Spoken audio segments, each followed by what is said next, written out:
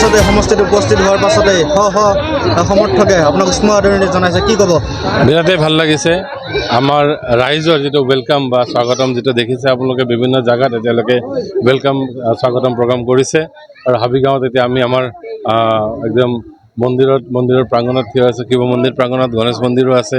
চ' আমি গোটেইসকলে আমাৰ ইয়াৰ পৰা আশীৰ্বাদ লৈছোঁ আৰু ভগৱন্তই যাতে আমাক এই যুদ্ধখনৰ পৰা পাৰ লগাই তাৰে কামনা কৰিছোঁ। আজি 4গৰাকীকৈ প্ৰাৰ্থীয়ে ইয়াৰ পৰা মনোনয়ন পত্ৰ দিছে, কিন্তু কোনো প্ৰাৰ্থীৰ প্ৰতি এনেধৰণৰ সঁহাৰি কিন্তু ৰাইজে জনোৱা নাই। আপোনাৰ প্ৰতি ওলাই আহিছে।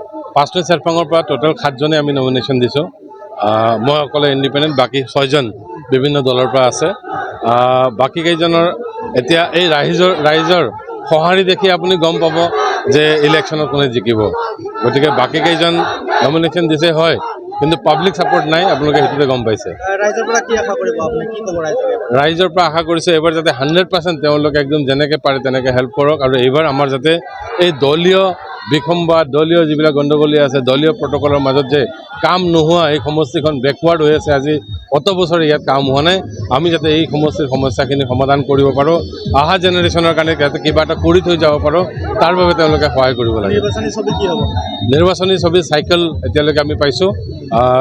যদি 4 তাৰিখে ফাইনেল হয় তেতিয়াহ'লে আৰু চাইকেলেই থাকিব।